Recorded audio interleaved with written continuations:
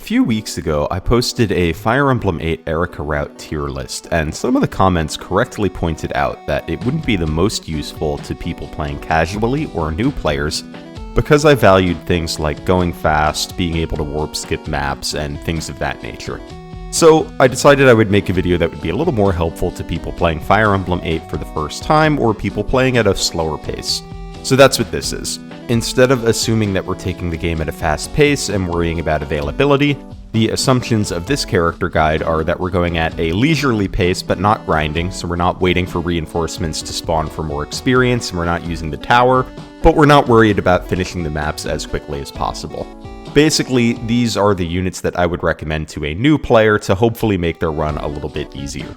This character guide is also not worried about availability, since its goal is just to recommend units for people to field rather than looking at their power overall through the course of a run. Additionally, if a character appears on both Eirika and Ephraim route, I'll be rating the best route for the character. I'll mention for each character which route I think is the best for them, and how that performance differs from their performance on the other route. So let's get into it and start with our easy deploys. These are units that you should basically deploy anytime you get a chance, and they'll always be one of the best contributors on your team. And to kick it off, we have by far the best unit in the game, Seth. Seth is our pre-promoted paladin who joins us in the prologue of the game and is around for every chapter after. He's incredibly strong, and in the early to mid-game he can one-round basically every enemy on the map, and he'll continue to be one of, if not your best combat unit for the rest of the game. In addition to having stellar combat, he also has the Paladin class, so that's access to 1-2 range, high move for rescuing and grabbing villages. He just does basically everything you want a unit to do except for fly, and he should be an important part of your strategy in every map. Oftentimes newer players are worried about their Jagan falling off. You don't need to worry about that with Seth. He's going to be good for the entire game. And after Seth, we have Vanessa, who is a very different unit. So she's a flyer, so she has all of that great mobility and flyer utility, but she doesn't come with the great combat Seth has right away, so you'll need to feed her kills in the early game so that she can get enough speed to double with heavier weapons, which can make up for her lack of strength. Being a flyer is really good in Sacred Stones, though. It lets you rescue drop units like Seth around, there's lots of mountains for you to fly over, and random side objectives that a fast flyer can help you get. And Vanessa's the first flyer in the game, so she's a great target for investment. By the time the second one shows up, Vanessa can already be promoted, and at that point she's going to be both a solid utility and combat contributor for the rest of the game. Her low strength is a small issue, but she's a good candidate for the early game energy ring that can help her out, and you can also start giving her better weapons like silver lances or effective weapons that will help her take on tougher enemies even if she has low strength. She wants a little bit of investment in the early game, but it's worth it. She'll be a great contributor on your team if you give it to her. And after Vanessa is Tethys, who is this game's dancer. And dancers are good in this game for the reasons they're good in every game. But for the uninitiated, giving another unit another action is really powerful. You can let your best combat unit act twice or get further than they could with their normal move. You can fix a mistake or have a unit open a chest and then also do combat. In the late game, you can dance your warper so that they can warp twice. There's just a lot of unique things you can do with a dancer that you can't do with any other unit. Now, Tethys is also very squishy, so you need to be a little careful with her, and you'll have to plan a bit to get the best use out of your dancer. But there's pretty much always something good you can have Tethys be doing, and the more you practice using dancers, the better dancer strats you'll come up with. Now, after Tethys, we have Myrrh, who is a bit of an odd unit. She's a Manakete that joins you at the end of the game, and she can only attack using a Dragonstone, which is a special weapon she comes with 50 uses. The Dragonstone buffs her stats quite a bit and also has 16 might and effectiveness against monsters, which is pretty much all you're going to be fighting by the time that she joins the team. There's no way to get a second Dragonstone, so Myrrh essentially has 50 rounds of combat that she can do, but they're 50 really good combats. Myrrh wants to kill a few generics so she can get some level ups and enjoy her great growths, but after that, you can pretty much use her as a primary boss killer or just throw her at any problem enemy and she'll take care of them. Endgame bosses in Sacred Stones can be a little tricky, but Myrrh is a good answer to a lot of them, and she doesn't really take any investment. Now, you do need to keep track of those Dragonstone uses. She comes pretty late, but it is very possible to use all 50 of them. In my recent Iron Man, I ended the game with 3, and I easily could have used all of them on the first or second map after you have her, so just make sure that you save some uses for the tricky bosses that you want Myrrh to kill, and you'll be good to go. This next category is a little weird, and it is our early game Cavs. You get 3 of them, and all of them can do the Paladin job okay. Franz has the best long-term stats for a Paladin, whereas Kyle and Ford's advantage are that they get a chapter of free experience that can get them close to promotion without eating into any of your other project units. You get 1 early night crest and then another one in the mid-game, so you should pick 1 or 2 of these horses to get them. All 3 of them do the job serviceably. If you have a bunch of other project units, you'll probably want to go with Kyle or Ford, but if you don't and you're interested in hyper-investing in an early Cavalier, then you're going to want to go with Franz, because Franz has opportunities to get more experience than Kyle and Ford. It's just that you have other project units like Vanessa that also want that early experience. Regardless of which ones you go with, though, all of these guys are pretty good. You probably want to promote them to Paladin, and then the high mobility makes them really helpful in both Eirika and Ephraim route. None of them really have stellar combat, but they can kill weaker generics just fine, and the mobility on them is a big deal. It lets them go grab objectives, do rescue dropping. You're really going to appreciate their utility for that. You also could send them Great Knight if you're more interested in another combat unit. This isn't as good as Paladin, but in Eirika route especially, where there's a higher emphasis on combat, it's not too bad of a choice to go Great Knight if you want another good combat unit instead of the extra mobility. So that's these guys. You should pick 1 to promote in the early game, and then there's another Night Seal later on, and I usually give it to the highest level of these 3 that I didn't already promote. After our horsemen, we have the good with minimal investment category. These are units that are good out of the box or require a very small amount of resources or resources that aren't competitive to be great contributors to your army. And the first one here is Moulder. You might be surprised to see him this low since I had him quite high in the tier list, but the reason he's high in that tier list is because Moulder gets warp with very little effort, and in a context where you care about time, that's really valuable. But since we don't care about time too much in this context, other units are going to get to warp too. That said, Moulder still gets to warp for basically free, and that's pretty good. He comes with AC rank and staves really early in the game, so if you just bring him to the Fog of War maps and have him spam Torch, he easily gets to A rank staves, and then you have a warper that you can use. His combat's not stellar regardless of which promotion you go with, so I wouldn't worry too much about that. And if you're using a bunch of other mages, you may not need him since you'll have other warpers. But if you need a warper, Moulder does it basically for free, and that's why he's up here. After Moulder, we have Gerik, and Gerik comes as a level 10 mercenary with great bases and a hero crest in his inventory. So you can instant promote him and you have yourself a great little combat unit. He's a little better in Eirika route because he comes earlier, but he's not bad in Ephraim route either. A lot of people say that his promotion choice between Ranger and Hero is really close. I think you should just go Hero. Gerik really shines in 2 areas. One is sitting in the middle of a group of enemies and using a hand axe to 1-2 range all of them down, and the other one is killing difficult enemies and bosses. And the hero promotion helps him with both of these.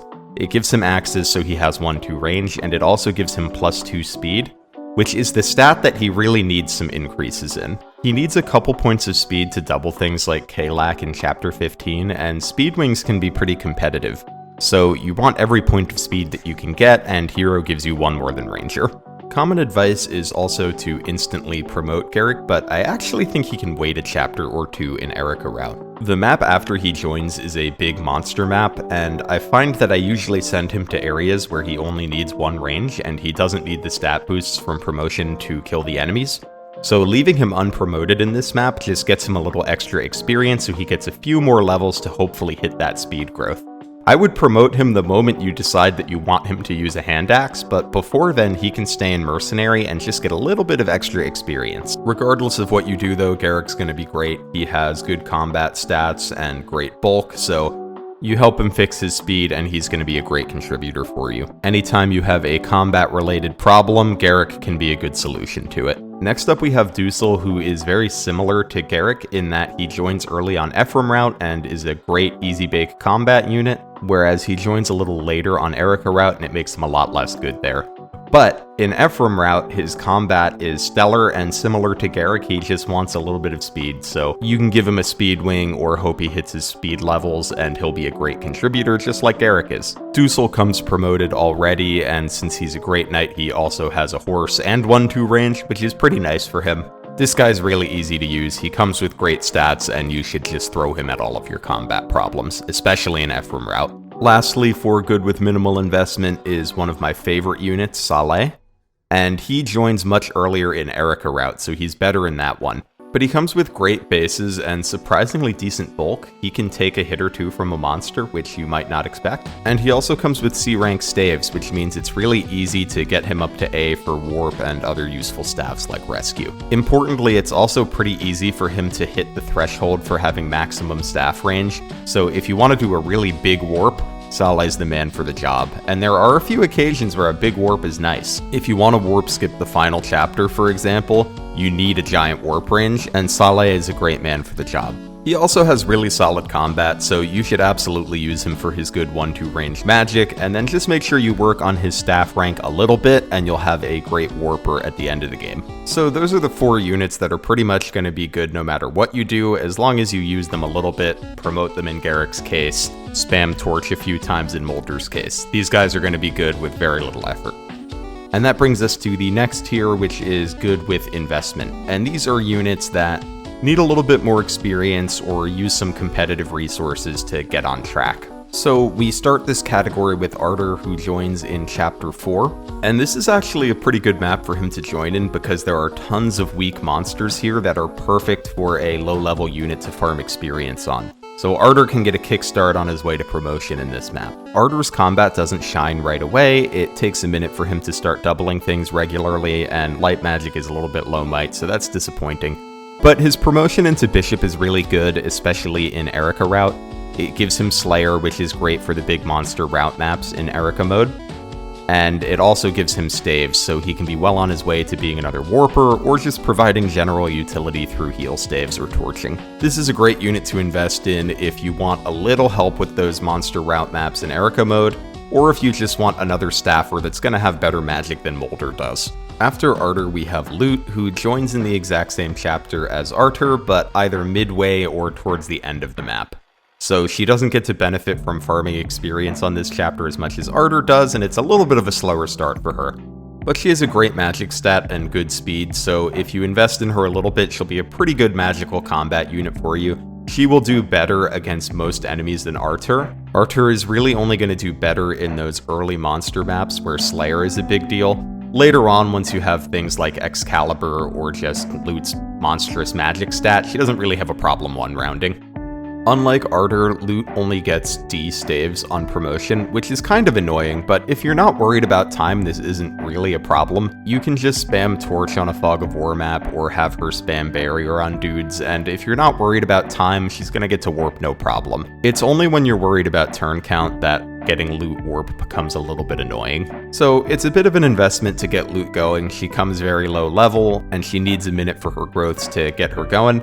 But one thing that's nice for her is her promotion options. Saleh is a pre-promoted Sage, but Lute has the option of going into Mage Knight, which is magic and staves on a horse. And that's actually really nice. Some people don't like the lower magic cap on Mage Knight compared to Sage, but Lute's not actually going to hit that magic cap if you promote her at level 10 until promoted 19, and you probably finish the game before that happens. So you don't really need to worry about the magic cap unless you're going into creature campaign. Lute is a great pick if you want another great magical combat unit besides Saleh that can also hit the max warp range. She just takes a little more investment to get there. I like using Artur in Eirika route where Slayer makes a bigger difference, and Lute in Ephraim route where I don't care about Slayer so much. Both of them perform pretty well after their training arc. Next up is Joshua, who is a early joining Myrmidon in a game that appreciates 1-2 range, high move, and horses. But Joshua makes up for these limitations with having stellar combat stats. He's probably going to be the fastest unit on your team, and this is actually useful in a few situations where your heavy hitters like Gerik and Seth can struggle to double, whether this be fast generic rangers or some specific bosses with high speed thresholds. Joshua can hit some important speed benchmarks like doubling Kalak without a speed wing, which is important because a lot of the other options for that boss fight do need a speed wing. And there are other enemies like Moth Doogs that Joshua doubles that other units just can't. Your primary combat units like Seth, Duessel, and Gerik are going to be able to hit the speed thresholds they need to 90% of the time, but the other 10% of the time, Joshua is a really good solution. The lack of 2 range is also not as big of a deal as you might expect. I did a whole video on this that I'll link in the description, but especially in Eirika route, there is usually somewhere where you can send a 1-range unit and there are a bunch of 1-range enemies for them to fight, especially on the monster maps. So it's not as big of an impediment as you would think. The low movement and lack of 1-2 range does stop Joshua from being higher on the list, but he can be a solid contributor in a lot of maps, and the investment here isn't that substantial. You don't need to feed him kills because he can pick up his own, and his base stats are usable for quite a while. So even if you ignore Joshua for a bit, it's really easy to get him to level 10, then promote him, and then he's a good solution to a lot of problems that you need a fast unit for. Next up is Ephraim, who is really great on his route. He has a weapon type that provides him 1-2 range, good combat stats, and a great PRF weapon that lets him take down knights and horses really easily. In faster play, Ephraim can suffer a bit because he has to be ferried to the throne, so he spends a lot of time being rescued by someone instead of doing combat. But at a slower pace, Ephraim's combat is really appreciated. You do have to be a little careful with him because his offense is really good and his bulk is okay but not amazing. So if you put Ephraim in a choke point and have him fight a bunch of enemies, sometimes he'll suffer from success by killing too many enemies and thus taking too many attacks on the enemy phase. So just be a little careful with him and you'll be fine.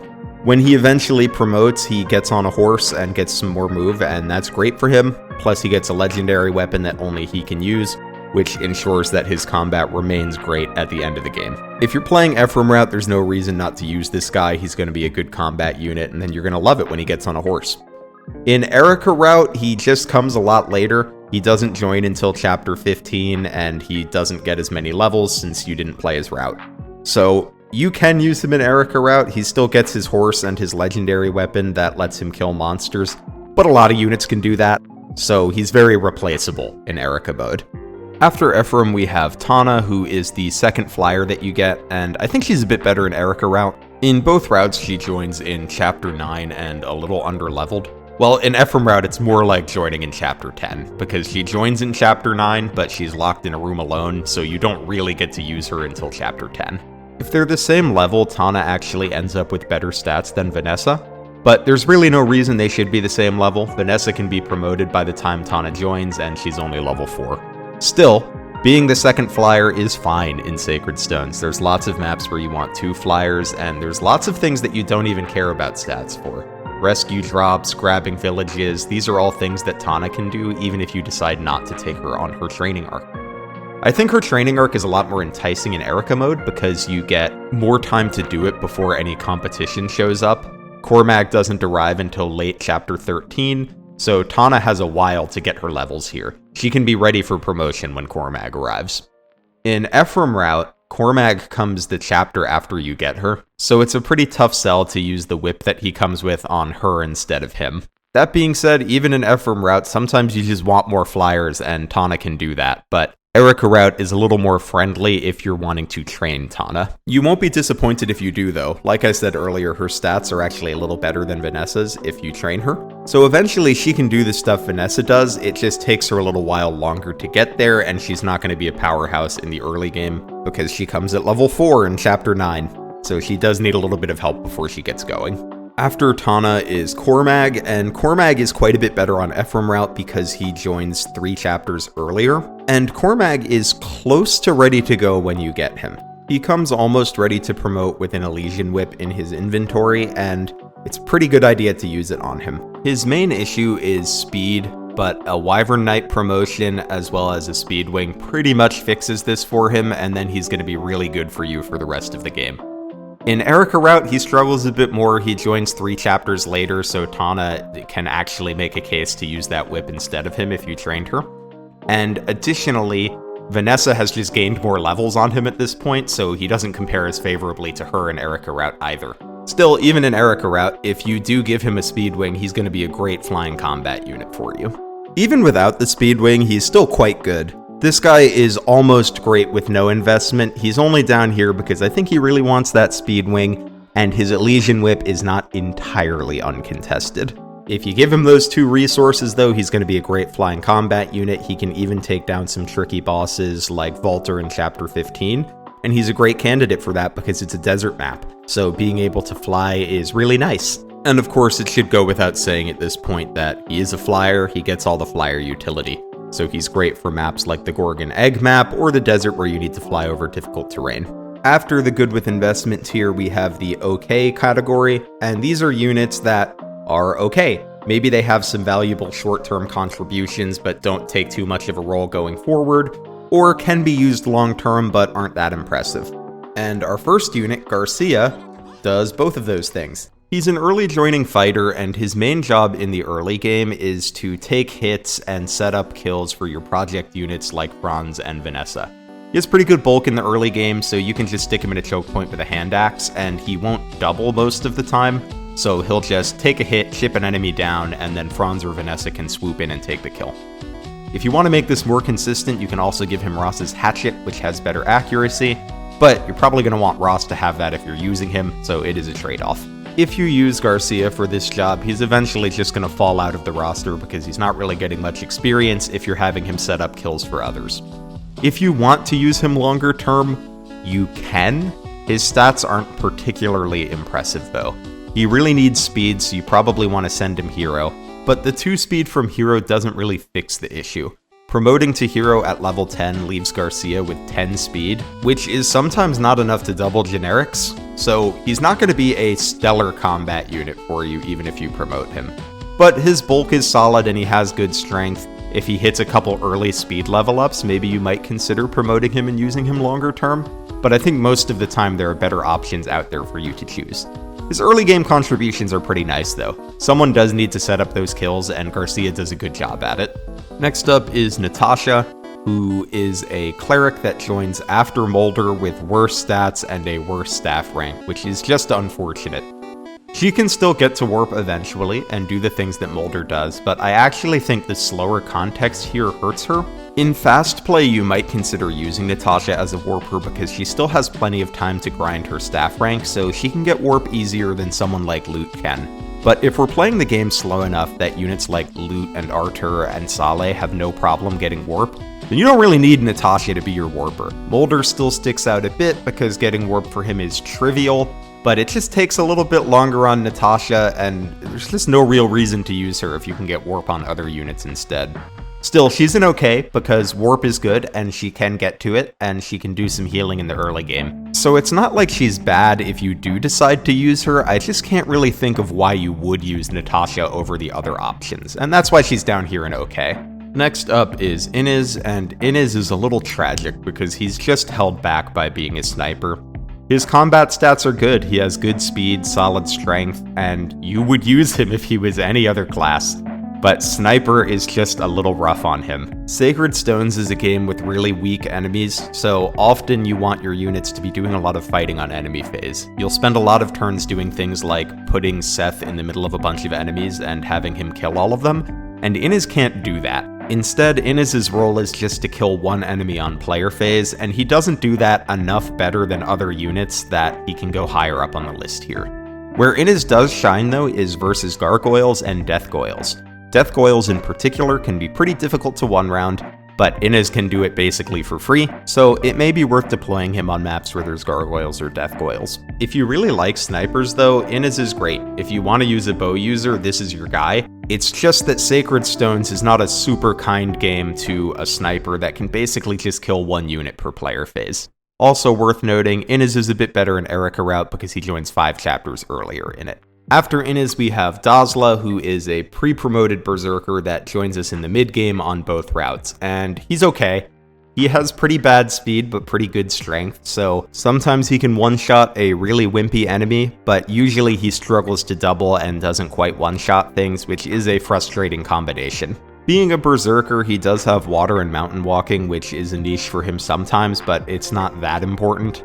Still, his stats are good enough that you can throw him at weaker enemies, so you can do stuff like have him fight the Pegasus Knight reinforcements in Chapter 15, or deal with some of the gargoyles in the Eirika monster route maps. He's usually pretty slow at the job, sometimes it takes him 2 hits to kill an enemy, but he's pretty bulky, so usually he gets the job done without dying. You can usually find some random task for Dozla to do, it's just usually not the most important task, and usually he's not the only one that could be doing it. And then lastly in this category we have Knoll, and Knoll is a bit of an interesting unit in that his combat's pretty bad, but he joins Ready to Promote, and one of his promotion options is Summoner, which is an odd class. Summoners can make 1 HP phantoms that can walk over mountains and water, and these phantoms can be used to manipulate the AI. The AI loves attacking them, so you can sometimes put a phantom somewhere to bait an enemy, or if you want an enemy to attack a phantom instead of one of your units, that's a service that Knoll can provide. And that sounds pretty good. AI manipulation is generally good in Fire Emblem, but there's actually not much you need it for by the time Knoll joins. There's only a handful of maps left in the game, and a lot of them are very skippable. But even if you don't want to skip them, the summoner role just isn't that important in Sacred Stones. Baiting enemies is not a useful service because you'd rather bait an enemy with a unit that could just kill the enemy most of the time. Next time you bait something with a phantom, think about if Seth or Gerik could have just killed the thing that you're baiting, because oftentimes that is the case. The enemy AI manipulation is useful mainly for correcting mistakes. If you put a unit in danger, sometimes you can use a phantom to get them out of danger. Summons do get one particular place to shine in the Gorgon Egg map, where the only thing you really care about is how far a unit can move and if they can fly. And summons are great for that. You can send them to go kill an egg, and then the summon can die, and then you can summon a new one and can go kill another egg. So they're really good for that map, but beyond that, they're surprisingly niche despite how strong their mechanics sound on paper. And besides the summons, Knoll just doesn't have a ton going for him. Like I said, his combat's not very good, his accuracy can struggle, and he faces crit from pretty much everyone because he has no luck. So he's mostly an okay for the summons, which have some niche use in the later game maps. Next up is Temporary Filler or Temporary Utility, and this is for units that have some contributions, but only for a couple maps. So the first unit that we have in here is Gilliam, and Gilliam is mostly here for setting up kills in the first few chapters of the game. Especially if you're using Ross, you need someone to soften up enemies, and Gilliam does it until you have Garcia. After that, you don't really need Gilliam. You can still use him to set up kills if you want, but Garcia does it just as well, if not better, and has better long-term prospects than Gilliam if you wanted to use him. So Gilliam can set up kills in the early game, but that's about it. If you take him to promotion, you can make him Great Knight, and that helps his move issues a lot. You don't really want to send him General. Enemies in Sacred Stones aren't strong enough that you need a General, so it's not worth taking the trade-off and move. But the long-term outlook for Gilliam isn't too great anyway. He's just so slow. If you promote him into Great Knight at 10, he has 7 speed, and he ends the game with about 12, and that's just too slow to be an offensive powerhouse. His bulk is pretty good, but you just don't need a super bulky unit. Your other good combat units are bulky enough, so having a super bulky Gilliam just doesn't open up any new strategies for you, and that makes it a tough sell to really invest in him and take him out of early game and up to promotion. Especially since he's competing for Knight Seals with the Cavaliers, and the Cavaliers just make a much better case to get that early Knight crest. Next up is Colm, and he's a thief, so naturally you want to bring him to maps where there are chests and doors for him to open. The thing is, Sacred Stones has buyable door and chest keys, and this really reduces the usefulness of Colm long term. However, he does have a couple things going for him. First, door and chest keys aren't available right away, so up through to Chapter 8, Colm is the only one that can open chests and doors. And there's a few important chests that you're going to want him to open. Namely, there is an Angelic Robe, a Elysian Whip, and a Silver Sword before chest keys become available. Now, there is one chest key that's dropped by an enemy, so you can always at least get the Elysian Whip. But if you want the Silver Sword or the Angelic Robe, you're going to need to use Colm for it. Additionally, there's a few stealables in the game, including an early energy ring that Colm can grab for you. So getting you 2 stat boosters and a Silver Sword is actually pretty decent, and you can still deploy him later if you forgot to bring chest keys or door keys to a map, or if you want extra vision on a Fog of War map or something. So Colm isn't bad, but he's not a combat unit. You just bring him in maps where you want to open chests, especially if you haven't already purchased store and chest keys. Our next unit, Rennac, is similar. He's a rogue, which means he also steals and opens doors and chests. He just doesn't need a lockpick to do it. He suffers a bit more than Colm because door and chest keys are available by the time he joins, but you can still use him to grab stuff in the desert map or open chests in his join chapter. Or again, you can deploy him if you forgot to buy chest keys and you need some chests opened. He's not much of a combat unit, but if you field him, he can take on some of the weakest generics in the game or axe users. But mostly, you're just going to use him for things like grabbing items on the desert chapter or opening chests in his join map. After Rennac, we have Syrene, and Syrene is a late-joining Falco Knight with pretty unimpressive stats. She can take on very weak enemies like Moguls, but for the most part, you don't want her doing a ton of combat. So why is she in temporary filler? Well, there are 2 maps that use her very specific skill of being a flyer. On the Gorgon egg map, you need to send units to get to these eggs and kill them before they hatch, and you don't need good stats to do that, you just need high move and to be able to fly over things. So Syrene actually performs pretty well on that map. Then in Darkling Woods, if you're trying to do a warp or flyer skip, you're going to be doing some rescue dropping with as many flyers as you can get, and Syrene can be one of them because stats don't matter for this job, all you need to be able to do is pick someone up and put them down. Alternatively, if you're not skipping, this map has a lot of deployment and there are a lot of wimpy enemies on it, and Syrene can take on some of those. So she's not great, her combat's not very good, but she has a couple chapters after her join time where all you care about is having flyers, so she's great on those maps, and her combat's good enough to take out some very wimpy enemies, so you should use her for those couple maps. Our last unit in this category is Orson, and he is around for exactly 1 map, but on that map, he is basically indestructible. He one-rounds everything, he can even one-round things while rescuing Ephraim in this map. So you should use him to make the map easier. Maybe don't give him all of the experience since he doesn't stick around, but you should use him in the 1 map he's around for.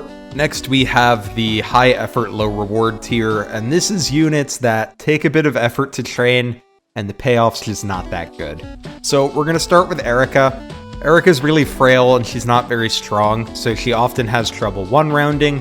She can double, she has good speed, but the lack of strength is a problem for her. She also comes at a very low level, so she needs a lot of training, and she has a really late promotion, and that does hurt her, because it means it takes longer for her to be able to get S-rank weapons, and to get the speed that she needs to double the fast enemies in Sacred Stones. That might seem like a weird thing to say about a unit that will have 20 speed at level 16 or so, but that's actually not fast enough for her to be able to use the heavy weapons she needs to use to one-round more durable enemies.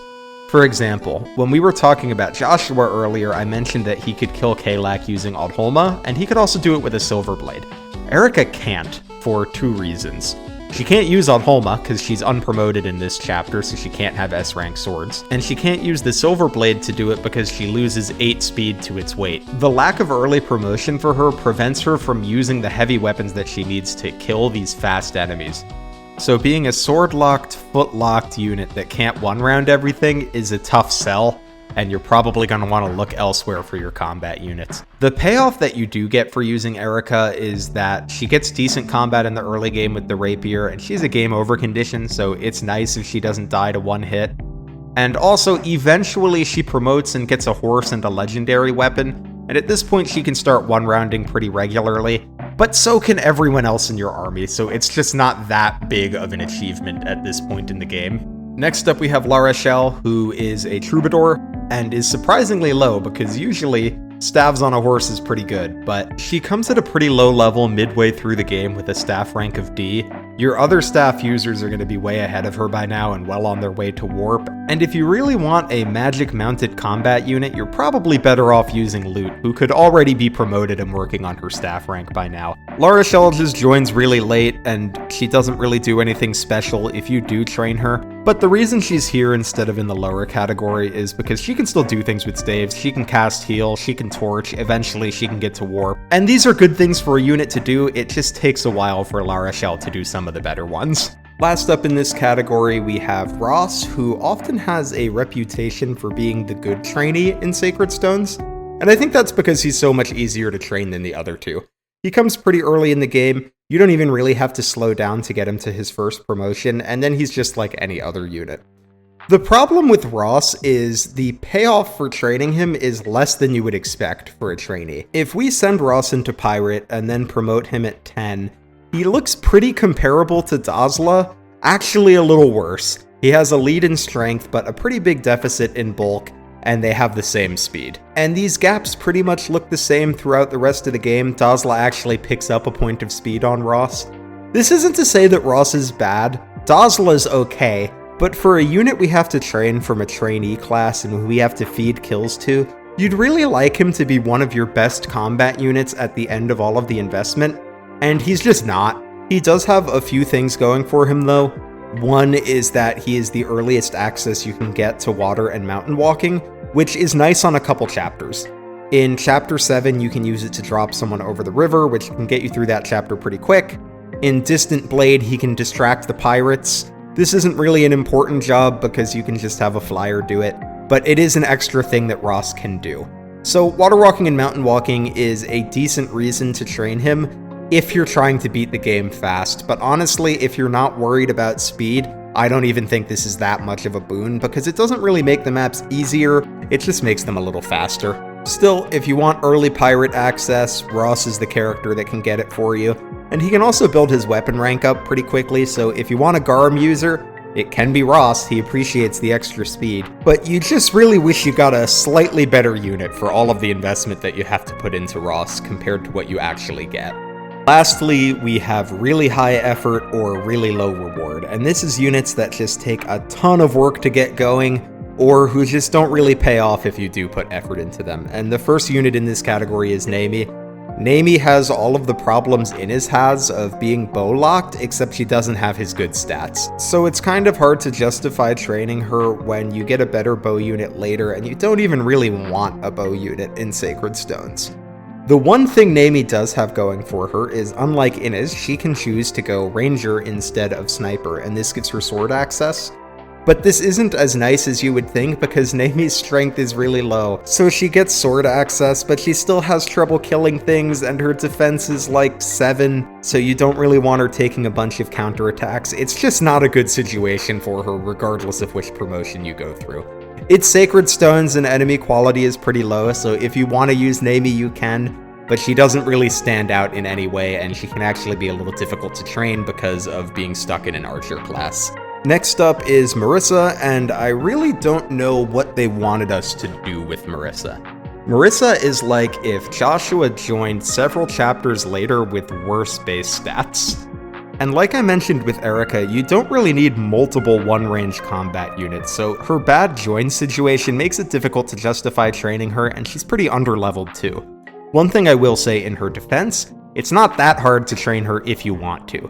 She's a Myrmidon with decent speed, so you can stick her in a forest and have her fight all of the axe dudes on her join map, and she will get some experience and level up, but there's just not really a great reason to do that instead of just investing in other units. If you want to use her, she can basically do the stuff that Joshua does, but later and with more investment, and that just makes her a tough sell compared to other units that are ready to go out of the box or have already finished their growth by the time she joins the army. After Marisa is Amelia, who joins midway through the game, and she's our second trainee.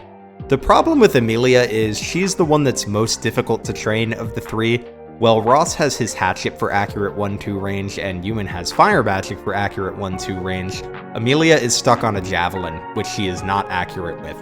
So you're going to be trying to chip to get her experience with like a 50% accuracy javelin, and it's just a pain. The easiest and most reliable way to train her is probably to box in an archer and let her hit them with a slim lance until they die, but this takes forever, it's not very fun. You don't even get a super good unit at the end of it. Amelia has a variety of class options, but she probably wants to go Paladin, and when she does, you get a pretty fast Paladin out of her. She has good speed, but fairly low strength and defense. If she came earlier, this wouldn't be that bad, but she comes so late that by the time she's a Paladin, your other Cavs have been Paladins and leveling for a while. I think she's a little better on Eirika route because there is an extra route map where there's a lot of combat to do and a lot of kills to feed her. And there's also the map where you recruit Cormag, where you're just waiting around for Cormag to show up so that you can recruit him, and this can be a good time to give Amelia some levels. and it's also right before the next Night Crest shows up, so if you want to use Amelia, you can get her some levels in Eirika route and hand her that second Night Crest, but she's not going to be a stellar unit for you, and it's going to be a lot of tedious work to get there. Lastly, we have Ewan, and Ewan just joins too late. He's our last trainee, and he joins in Chapter 12, which means we need to get him 20 whole levels before he can be a Tier 2 class. And like the other trainees, his endgame stats aren't crazy anyway. You're probably going to be just fine with your other casters compared to Ewan.